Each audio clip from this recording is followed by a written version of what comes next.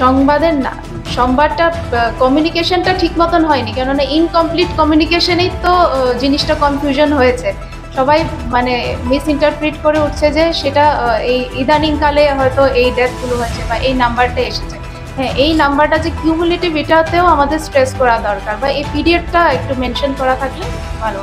আজকের সাংবাদিক সম্মেলন আপনাদেরকে এই যে তথ্যগুলো দেওয়া হয়েছে, এই তথ্যটা যেহেতু ইনকমপ্লিট ছিল, আমাদের তরফ থেকে এটা ক্ল্যারিফিকেশন রয়েছে যে এইটাকে যাতে মিস ইন্টারপ্রিট না করা হয় যে সেটা ইদানিং কালে বেড়েছে বা এর মধ্যে ইতিমধ্যেই সেই রাইজটা হয়েছে বা ইতিমধ্যেই কোনো স্টুডেন্টদের মধ্যে ডেথ হয়ে গেছে।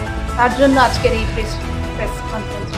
কবে থেকে এই ফিগারটা এসছে সেটা, আর যেহেতু এটা বহিরাজ্যে মানে গেছে, বহিরাজ্যের মিডিয়া চ্যানেলে বা মিডিয়ার থ্রুতেও এটা প্রচার হয়েছে, তাই আমরা একটা ক্ল্যারিফিকেশন আপনাদের তরফে আবার আমাদের সোসাইটিকে দিতে চাই।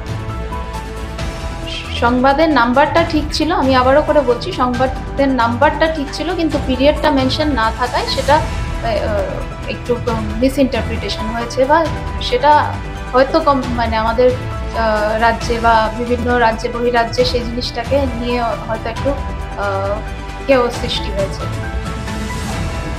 আমাদের রাজ্যে আপাতত 220টা স্কুলের মধ্যে আমরা মানে ইনফেকশন পেয়েছি, এবং স্টুডেন্ট নাম্বার অফ স্টুডেন্ট তো আমরা বললামই, যেমন 828 জন আমাদের কিউমুলেটিভ, মানে ওভার দ্য ইয়ার্স আমাদের 828 জন পজিটিভ হয়েছে।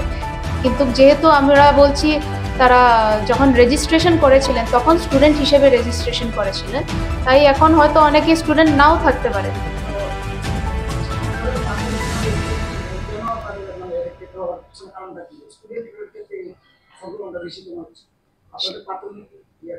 সেটাই বলছিলাম যে তারা হয়তো কোনো হাই রিস্ক বিহেভিয়ার প্র্যাকটিস করছেন, যেমন কি ইনজেকশন, মানে সেরা পথে মাদক নেওয়া, সেই রকম ধরনের কোনো হাই রিস্ক বিহেভিয়ার করছেন। আমাদের এইচআইভি এইডস ছড়ানোর মাধ্যমটি আমি আপনাদেরকে তুলে ধরলাম, তো ওই ধরনের কোনো হাই রিস্ক বিহেভিয়ারের মধ্যে যদি তারা ইনভলভ থাকেন তখনই ইনফেকশনটা ছড়ায়।